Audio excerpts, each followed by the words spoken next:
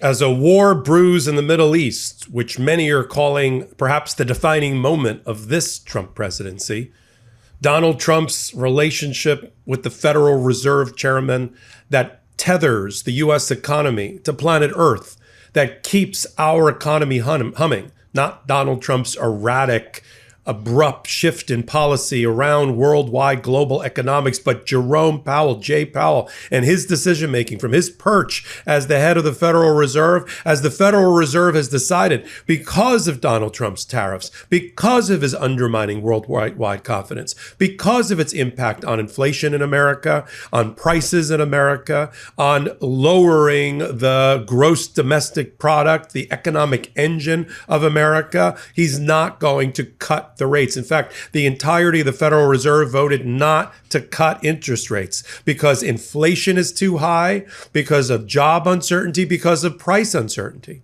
And in a little covered comment that I caught with wearing my Wall Street hat, Jay Powell also said and lamented that Donald Trump is undermining the ability of the Federal Reserve and other economists to accurately predict where the contours of the American economy are going, because he's undermining and defunding U.S. statistical agencies that provide a factual, or is supposed to provide factual economic data, mainly through his Commerce Secretary, Howard Lutnick, and because of the defunding, uncoupling of data and facts that the Federal Reserve relies on, their ability to make accurate predictions, he says, is in jeopardy. I'm Michael Popok. You're here on the MeidasTouch Network and Legal AF. Let's get into the Federal Reserve. It is an independent agency. Donald Trump threatens to fire Jay Powell about every other day.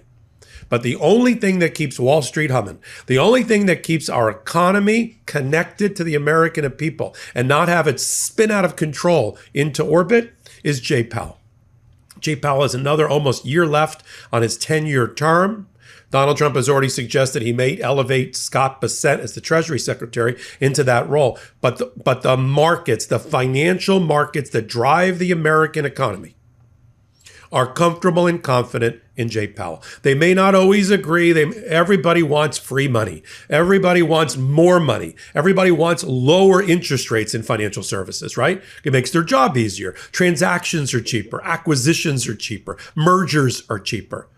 The more money you can borrow at a lower interest rate, right, you're already improving your return on your own investment, your ROI. So of course Wall Street wants cheap money, but cheap money and flooded too quickly into the market creates hyperinflation or inflation. And right now, the target benchmark for the economy, for the Federal Reserve, is to have inflation at no more than 2%. We're well over that. The prediction now is about a 3% inflation rate. That is a substantial increase, 50% greater than the Federal Reserve wants.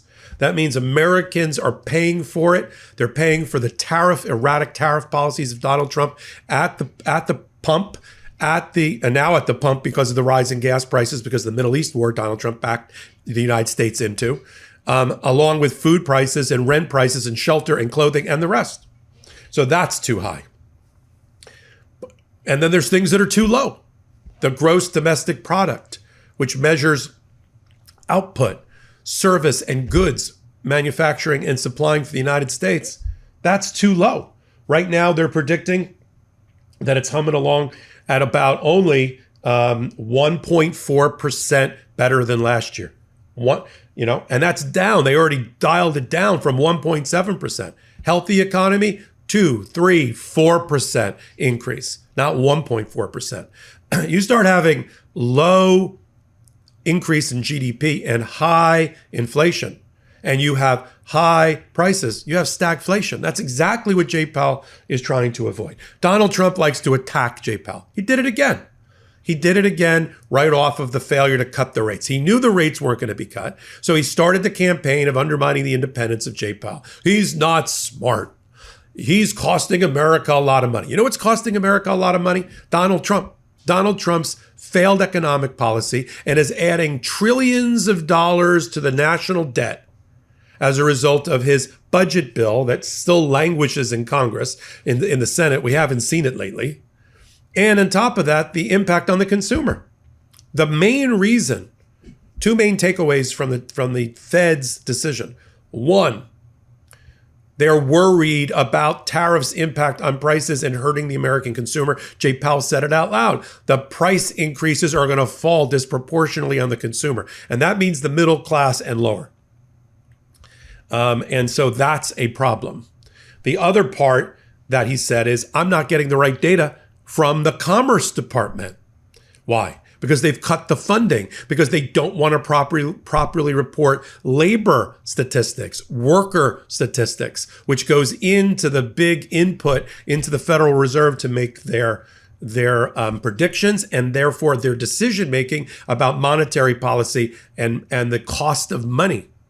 They're going to keep it now at between 4.5% to 4.7%. That's not the rate you and I are going to pay for a consumer loan, for a credit card, for a home mortgage. That's the interbank rate. That's what they're lending to each other at. You got to add 2, 3, 4 points onto that, if not more. And if it's consumer with no collateral behind it, no asset behind it, you're talking 18, 19, 20, 25, 30%, almost usury. Here's what Jay Powell said. He said, ultimately, the cost of the tariff has to be paid, and some of it will fall on the end consumer. We know that's coming. We just want to see a little bit of that before we make judgments prematurely. Now, the Fed has already predicted, because they've got a dot plot sort of thing, because they always want to tell you what's going on now, but what they think in the future. So their crystal ball predicts that sometime in 2025, 2026, they're going to do a couple of rate cuts. I don't know how large they're going to be. Could be a couple of, could be 0.2, could be 0.3, something like that. So they're signaling to the market, rate cuts could be coming if we can just stop attacking the American consumer with tariffs. Here's a question most people don't ask enough. Are you really getting clean after using the bathroom? I thought I was, until I upgraded to a Tushy bidet. Tushy sent me one of their luxury bidets, and I was genuinely impressed. It installed in under 10 minutes, no plumber needed. It looks sleek, fits right in my bathroom, and the experience, far better than I expected. It's cleaner, more comfortable, and frankly, more hygienic than traditional toilet paper. Tushy uses fresh water to gently and effectively cleanse, and many of their models include features like a heated seat, warm water, and even a built-in air dryer. It's a small upgrade that makes a big difference in your day-to-day. Keep your nether regions and body parts fresh and cool. For a limited time, our listeners get 10% off their first bidet order when you use code LEGALAF at checkout. That's 10% off your first bidet order at hellotushy.com with promo code LEGALAF. That's hellotushy.com, promo code LEGALAF. But they were unanimous, the entire Federal Reserve governors, about this particular issue. And they're trying to figure out whether price pressure is persistent, short-term, or long-term. And they expect a rise in inflation under Donald Trump, which means pain at the pump, pain around the kitchen table for Americans. I thought Donald Trump tells the American people that he was elected on a mandate in order to go after migrants and transgender people. That apparently is the animating factor of his presidency, that he wants to go after women's rights, LGBTQ plus rights, and migrants and immigrants. Okay? I thought that he ran on a campaign and people voted for him because they were worried that Joe Biden was out of touch in terms of their economic pain. I thought that's why people voted for him. It's always the economy, stupid, to paraphrase Bill Clinton and James Carville.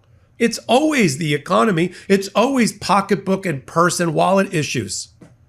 And Donald Trump just ignores that in order to do maximum damage to implement as much of the right MAGA Heritage Foundation Project 2025 playbook that he can do in the shortest amount of time before the midterms.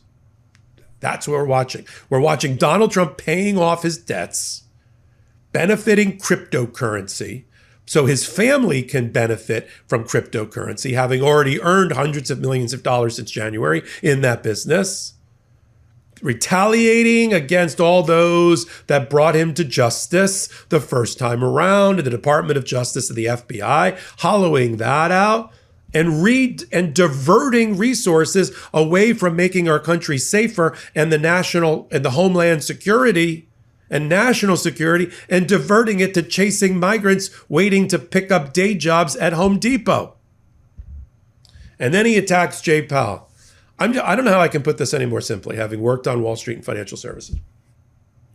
If Donald Trump is successful and Jay Powell says, I've had enough, and he leaves early, the financial markets will respond by trashing that decision and sending us into a tailspin. He is the thing. He is the oxygen that we need to breathe as an economy, especially given an irrational, rogue, out of control, lawless president who has no idea how to run the economy. And because he's running the economy the way he ran his own family economy. Failed businesses, his record is littered with bankruptcies, multiple bankruptcies, failed companies, sucker bets. And now he's just taking advantage of the fact that he's in the White House and he's opened up a printing press there through cryptocurrency. He doesn't even care about the economy. He cares about cryptocurrency's economy and how much money he can make on the buy and the sell in the transactions in a tumultuous time. Volatility is Donald Trump's friend. He is the master of disaster. He is the king of volatility because it makes him money, but it doesn't make you and I any money, right? Say a prayer, light a candle, whatever your personal religion or no religion is, pray that Jay Powell stays in his position and his independence is never compromised by Donald Trump. We'll continue to follow it right here on the MeidasTouch Network. We're going to roll out that odometer to 5 million subscribers. I've been here since day one, as people know. I joke with the brothers that I have employee badge number 4 after them. I've been here from day one. I contributed along with the Legal AF audience to the 5 million. I'm so proud of what they've accomplished, what we've accomplished together. And now we've got another build going on simultaneously. Be part of the first 1 million of Legal AF, our companion channel, Legal AF MTN. Until my next report, I'm Michael Popok. Can't get your fill of Legal AF? Me neither. That's why we formed the Legal AF Substack. Every time we mention something in a hot take, whether it's a court filing or a oral argument, come over to the Substack. You'll find the court filing and the oral argument there, including a daily roundup that I do called, wait for it, Morning AF. What else? All the other contributors from Legal AF are there as well. We got some new reporting. We got interviews. We got ad-free versions of the podcast and hot takes. Where? Legal AF on Substack. Come over now to free subscribe.